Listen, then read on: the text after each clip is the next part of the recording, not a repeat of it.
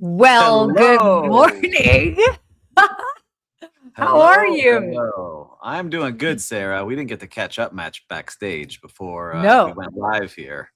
you need to Uh, tell me everything live so I am. I everyone think we can did hear. official coffee talk. All right, listeners, viewers, you can catch up with Sarah and I.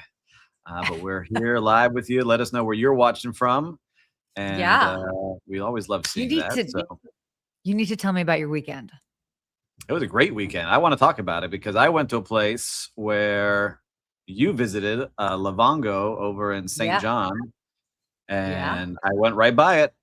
We went on the ferry. It was closed, and we saw the yes, employees locking up everything. And we hopped off yes. on the coral into the coral reef right outside Lavongo and snorkeled. I saw some No, sharks and some yeah, stingrays and some fish. Um, but yeah, so we'll talk about what I did. So I went to St. John and to the British Virgin Islands. Won't say for why, but we went there, and everywhere I go, I always look at the hospitality. It took me a minute to adjust to the service on the island because oh, for those how that have come? not been there, they're on island time, and I thought I had island time here in Miami, but like the signs in a No, lot of no, restaurants say like, "All right, we open at 10 a.m. ish," with like a 30-minute window of when they may or may not open. And the same thing with the ferries to get to the airports, because to get to St. John, you land in St. Thomas and you get to the ferry, and then the ferry goes. But on the way back, the ferry is like, "Well, we got some other people we're waiting on," and you got to really time things out really well. But once you get used to the pace, it took me a couple days. I was like, wow, like this is actually very chill here. And, a lot of people go there, and I started getting into the rhythm of the island. And then when I left, I was like, oh man, I got to speed up everything here again. We got to get on point. But it just reminded me of how you can have good hospitality in different ways. yes. Um, but I'm still not used to the very casualness of a lot of things that I experienced in some really high end places. But I didn't get to stay in a hotel. We were in vacation rentals and going to restaurants and things like that. Well, I What think is your it's take it. on the island life? For sure. There's definitely like island time, but the ferries being late, that's a big because for us it was always like the ferries are super on time, and if you're late, too bad. And there's actually a woman there that works at the ferry at Red Hook who is very vocal. I don't know. I call her Nancy. I don't know if that's her. I shouldn't call her Nancy because I have an Aunt Nancy, and if she's watching this, she'll get so upset at me. But I feel like her name's Nancy, and she's very like particular. And it's like if you were not there, they are leaving. But it's a Maybe totally this match. experience is different because I only took two ferries. On the way back, we were leaving. We were out. We left the dock, and I guess they forgot somebody, so they turned around and went back and got them and picked them up, and then we went back out. Well, that's nice that they did that. Yeah, The very. airport is very interesting. I have a thing with one of the guys at the airport. Not a good thing. He does not like me. I don't know why. And he has stopped me now twice. When I was I've very upset. left. They took my hair product. Okay, they took my hair product out of my bag. I was like, "How Wait, dare really? you?" Yeah, I was like, "Guys, it's clear bottle. You can see in here." They're like, "No, we can't tell what this is. Gone." I was like, "All right, I'm What? not getting Oh into my a God. fight here at No, security. no, I no. want Definitely the hair not worth it. product." Definitely not worth it. I've had a suitcase left at that airport that ended up coming like the next day.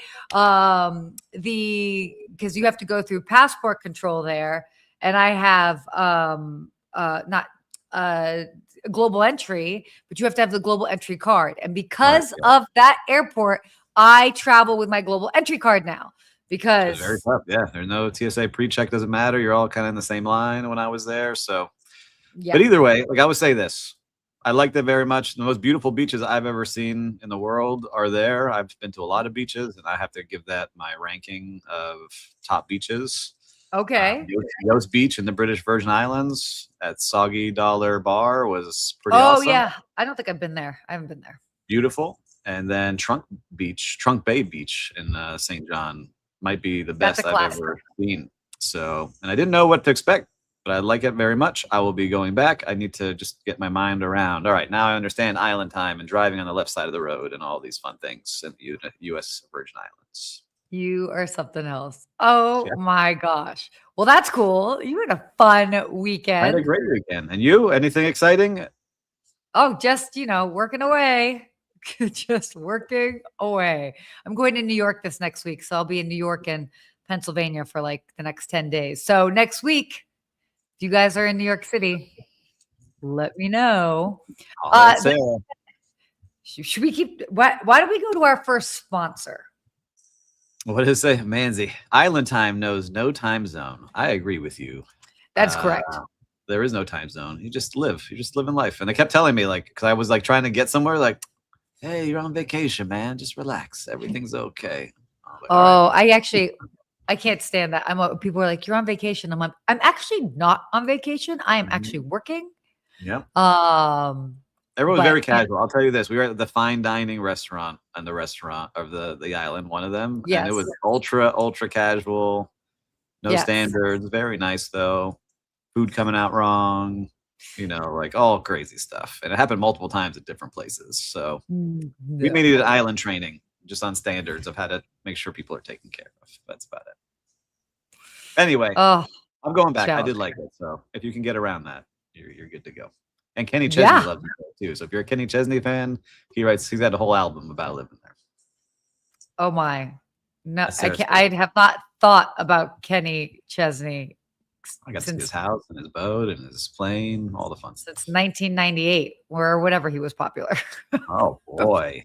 Hater. All right, let's get into some news here. People are done with our coffee talk. I see their faces. Their eyes are glazing over. Let's get into it. Oh man. All right. Do you want to do this before we get started? Hold on. All right, because let me tell you why. Very important here. Tell us why. This episode is brought to you by StayFi. And StayFi helps short-term rental operators build direct guest relationships through branded Wi-Fi portals, email marketing, and guest data tools that turn one-time bookers into repeat guests. So start growing your direct booking revenue today at stayfi.com/Good Morning Hospitality. And that's stayfi.com/Good Morning Hospitality. And Paul Manzi, a lot of shade to be throwing at Kenny Chesney.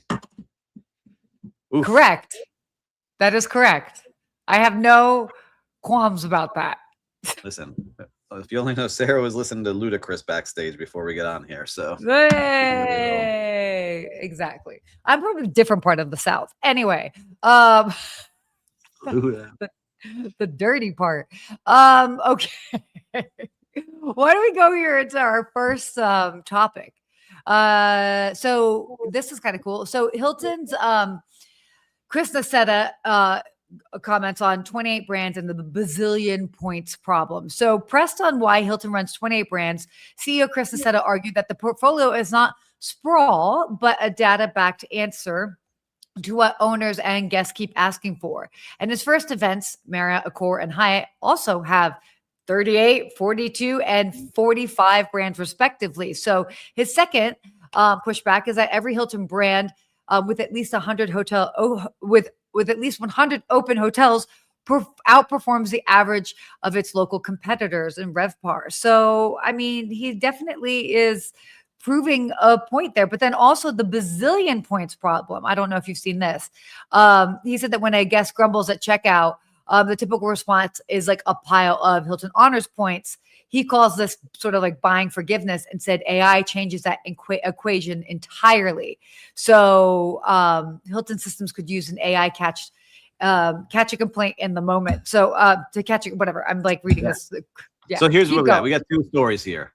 All right. And yeah. I'm curious about your take on here. The first, let's start with the second one you talked about. So when things go wrong in a Hilton hotel, they're now throwing points at you is like, you know what? So sorry. Here's 10,000 points for you. And go about your day. Like that's what I can do for you. So as a former concierge and you've been around the front desk area where a lot of the complaints come in, how do you feel about this versus like trying to actually help throwing points? How do you think that this works now? Because he's saying with AI, they're going to be able to find out if things are going wrong during the stay and try to really win them back versus getting like an angry email and throwing them points afterwards. I mean, the points can be part of the apology, but it's never the entire thing. I mean, I haven't ever worked at a property that was a part of, I've never personally worked at one of these big branded hotels. All of the properties I worked at don't operate on point systems. And so that's just not how you have a proper service recovery. So if points is just like your only approach to service recovery, I don't think that that's really a big don't think that that's the appropriate response. It can be quote unquote the icing on the cake, but it definitely doesn't make things right. Yeah. And I agree. So I think I'm curious to see how he fixes it, because now they're investing heavily into all their new tech and figuring out how to catch complaints as they're happening live. I'm curious to see how they can start fixing it. I think that will be better for everyone. And if you can throw in some points as like the cherry on top, yeah, great. I think that's very helpful. Not opposed to it. I don't know. I mean, it's interesting. I don't have because I've got Marriott as well as Hilton, and it's wild because obviously all points are valued differently. But it's interesting when they're completely different. So it's like in my mind, when I have Marriott points, I know approximately how many points could like get me a stay. And when I go to Hilton, it's like double the amount. And so it's like a mind trip, because I'm like, what do you mean I have to spend 200,000 points for 2 nights, where like the same would be 38,000 points for the Marriott equivalent, And so that part is interesting. There's got to be a reasoning behind that, but I wish that there was a more equivalent points. Yes. Here's what I think about it. Like, all right, if I'm at a resort, let's just go back to where I used to work. You're at the resort, you have an issue. I want to try to, I'm going to hear about you. I'm going to show my empathy. I'm going to have some action. I'm going to react, right? We always talked about like, that's what we're going to do. And so if you had a problem with the room, I want to fix that problem in the room for you and give you something at breakfast, complimentary or free buffet. Or if I have an empty cabana that day, let's give you that wonderful cabana that has $1,000 value, something that's tangible on site that I can provide to you. Then I think you give the points as an extra, right? That is something I think is a little extra, and you can make that feel good afterwards. But if I'm just getting points, I don't want that. I had an issue on a flight I think we talked about several months ago. I paid up for a big business class seat to travel overseas and had issues with that seat, and all I got was points, but I'm never using that airline ever again. So, it didn't really benefit me in any way. And I'll have a story for next week. I have to make sure I can talk about it, but remind me. It's a funny story about an airline and something happening badly on there. Oh, no. I mean, they just threw them points as like a sorry, what it should have been like, oh my God, let's take care of you for a couple of trips.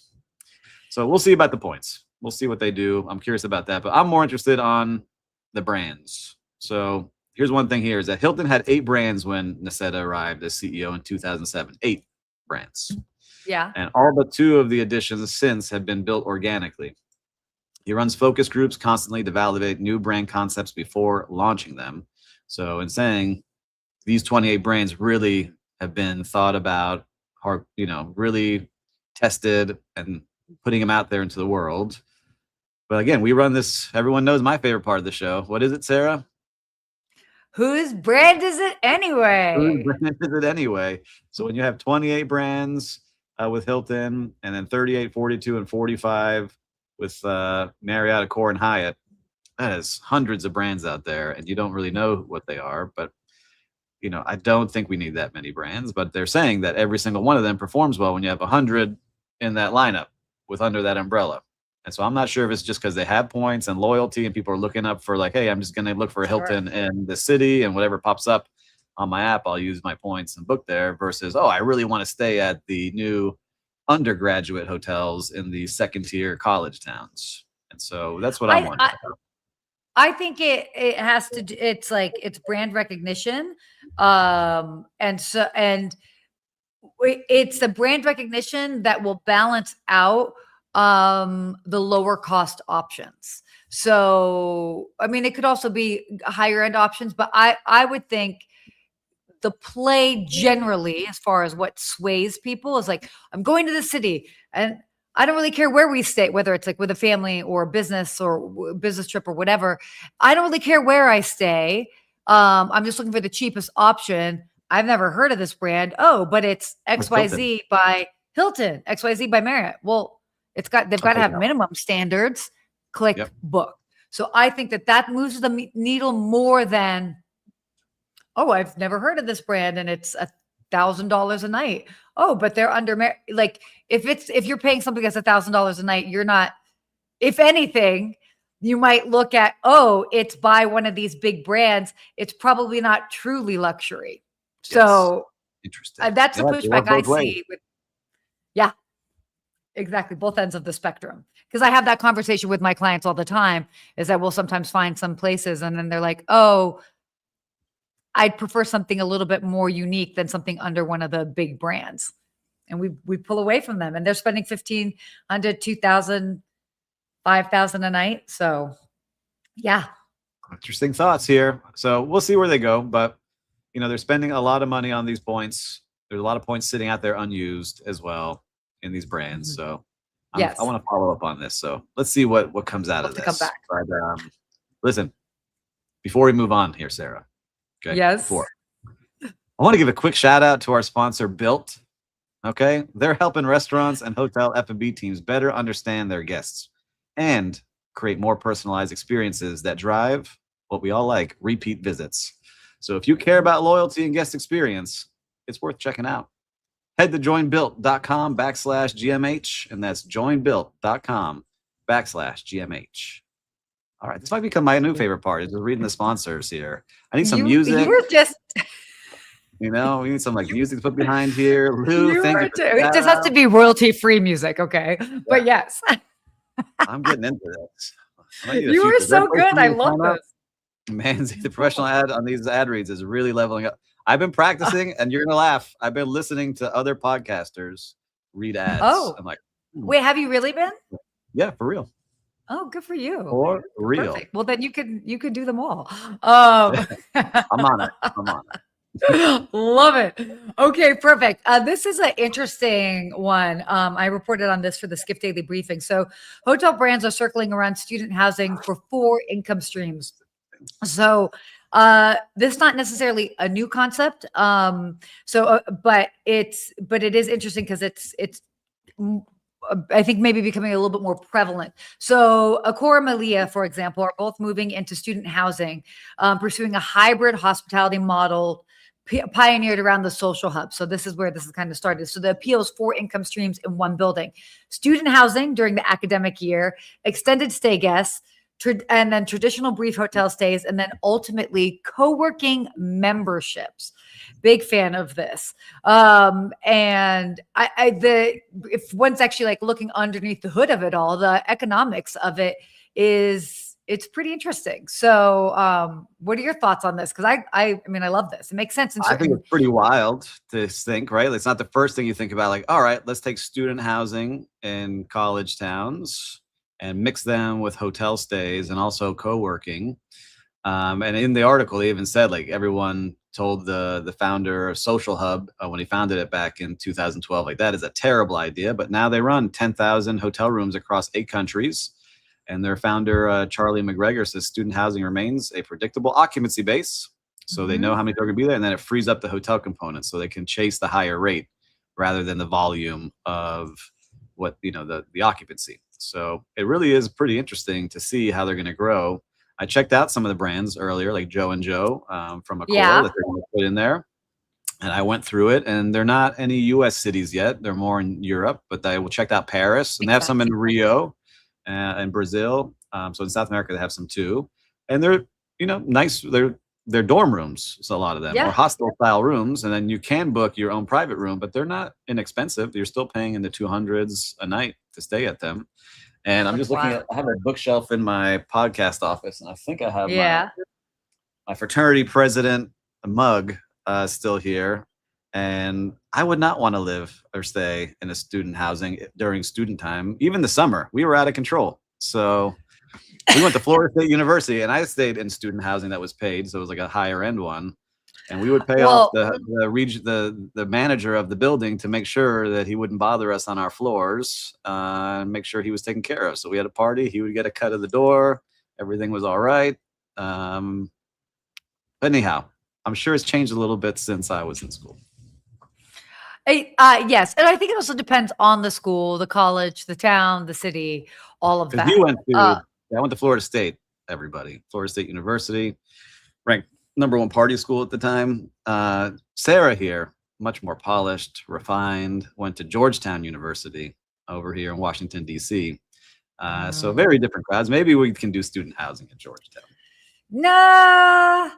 I mean, we were still students at the end of the day, and they weren't that. But I mean, again, it's like it all depends. It all depends. I would say student housing actually would make sense if it's maybe more of like the junior seniors, Or where parents maybe it's coming a to little visit on bit. parents' weekend, or you're checking out Yeah, school and you want to kind of experience it. That could be something. Or you're a traveling professor. Those kind of, I guess, could work. yeah, that could work. But I mean, or grad students maybe that aren't so much into the whole party scene. That just you were in the whole frat. You were in the whole frat circuit, so. I was in the bubble. Yeah, I was the president of the largest one on campus. It's just like the movies, everybody, but worse. Oh my gosh. I think I've only been to like one frat party So once. funny. So funny. But listen, I like this model. I want to look into it here because I think it could work in some big cities and it could be Yeah, interesting. It's just you got to definitely. protect the experience of the guests there with the students being mixed in.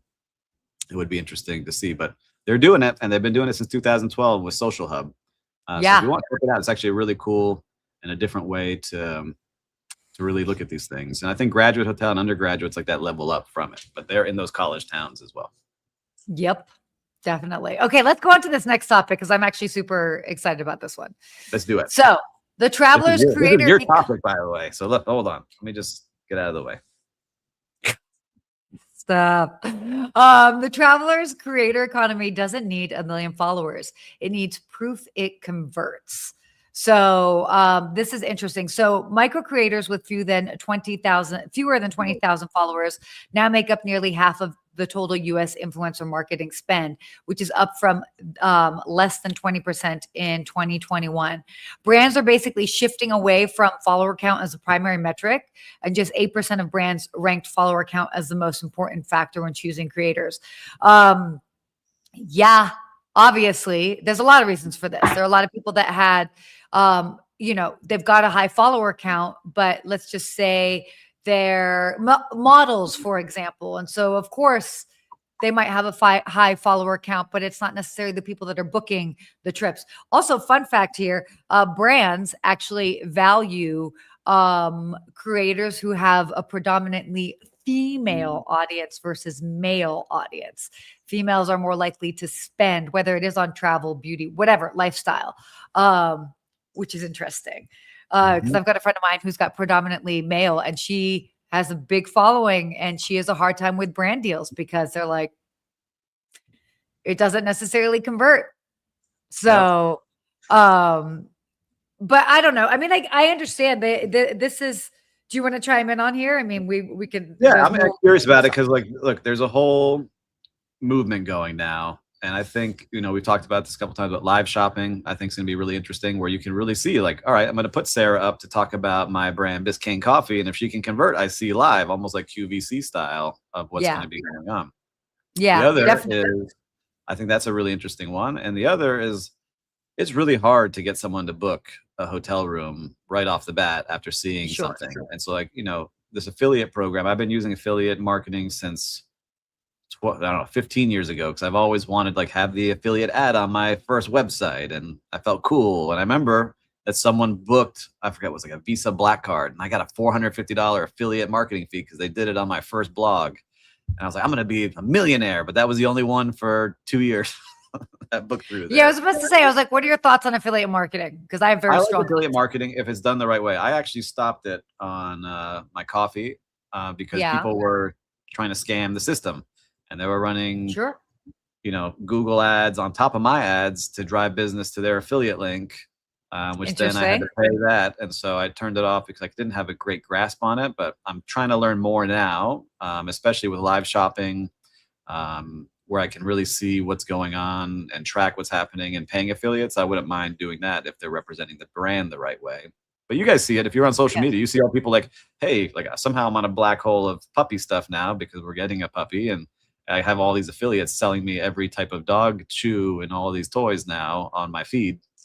I don't know what's what and who's who. So that's kind of interesting place, is how do you get people you trust actually showing you the things that really would be good for you. So I still think we have some room to grow in that, especially in travel. That's where I think us having this kind of show and being able to be online and really push people to the right places and not just trying to make a dollar by sending people to any which place. That's the hard part. Yeah, it's interesting. I've got a lot of travel creator friends that a good bulk of their business is affiliate marketing, whether it's through their blogs, through different content that they've created. And I'm talking about like OG travel bloggers, because that's definitely the world that I have been in and part of for quite some time. That for me has never been an area of interest,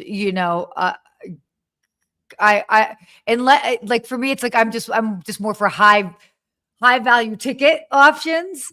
So, and sometimes I feel like I know it's a volume game with that. And in just whatever I do, I'm not really a volume sort of person. I'm a quality over quantity type person. Yeah, we both are.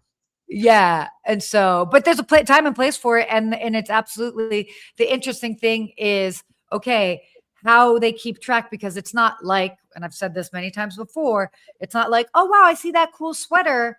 Cool. Click it, buy it, because it's a $40 sweater. It's like, oh, wow, I really love that overwater bungalow. Let me remember that. We're going to look on booking our overwater bungalow in 2 months. And then how does that end up still tracking? Yes. Hard. But with AI, I'm sure it will tighten up, very soon. I think it will. And I think what's going to start happening the more of these learn is like, you may search up, I don't know, Livongo, right? A stay at Livongo. Yeah. And Livongo will have, its little pixel, right? That they can put in Meta or Google, or now ChatGPT has theirs, which I'm going to learn something about today. And then it will serve you up those creators that are talking about Livongo in your feed. Totally. And if you can book through there, it'd be interesting. And you have a code. I have a code. Like I've got a Livongo code. So I mean, that works as well. It's just interesting. I mean, obviously we get it, because it's they want to make sure that the content is converting, but then there's also there's sales and marketing, and but they're also sales and marketing, and it's like two different things. And but obviously they work hand in hand, and you would like them to work hand in hand, but but this is only great. But what I do like seeing is that brands now, instead of paying, that 1 million follower person, is paying someone who has 6,000 followers, because those videos are now getting 800,000 views or 1 million views, because it's now more, not about the follower, but about what they're sharing and how well they're sharing. Totally. So although my only caveat with that is sometimes those depending on where they are in their content journey, they will opt for things for free. And for those who have been doing this professionally, I mean, it's wild. The number of people that are like, yeah, why don't you want to do this for free? And it's like, because it's an entire, like, it's exciting at first. It's exciting at first. Yeah, it's exciting at first, but it 100% dilutes it. And by the way, for any big brand that brags about how they never pay their influencers, to me, it's a turnoff, because it's like saying, like, we only work with interns, or we only do we only have free employment. And it's like, that's your flex. I feel like they don't understand. I mean, again, it all depends on what they're offering, but I think it can be highly disrespectful depending on, I think it just shows their ignorance to the actual professionalism that is out there. And they're just looking for free talent.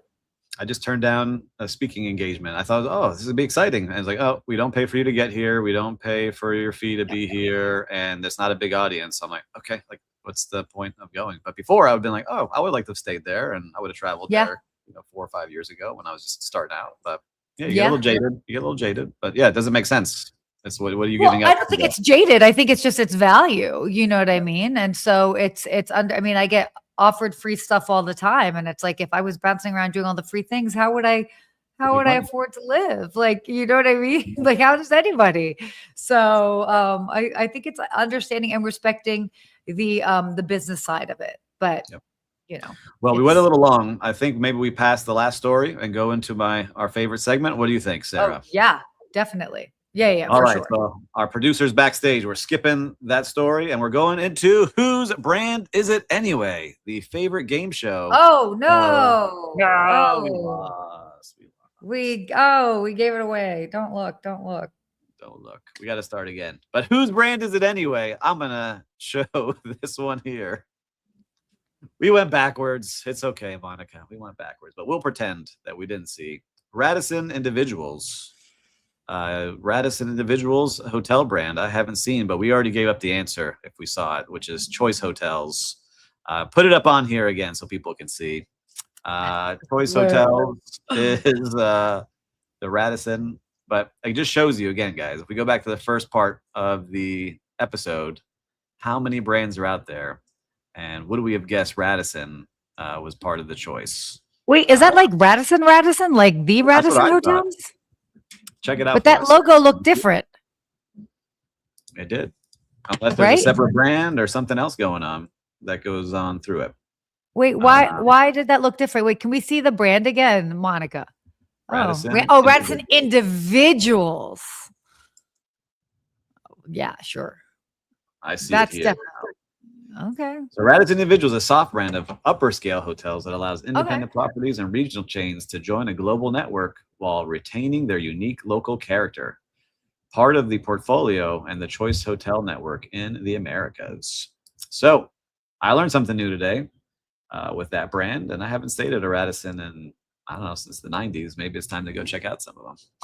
I've stayed at a Radisson Blue within the past 5 years. That was kind of cool. So yeah, nice. I like this. All right. Well, listen, good show today here, Sarah. Great show. We flew by. We talked about a lot of cool things. And so listeners and viewers, as always, I know you like this show. I'm sure your friends will like it as well. So make sure to share this with them. And if you haven't yet, make sure to subscribe. And if you haven't been on a live show, like all of our live viewers here, we have some loyal live viewers here, especially Paul, Lou, that we're on here talking all day. We love having you. But make sure to join us live next time as well. Any other parting words, Sarah? No, other than stay hospitable. Hospitable. Bye, everybody.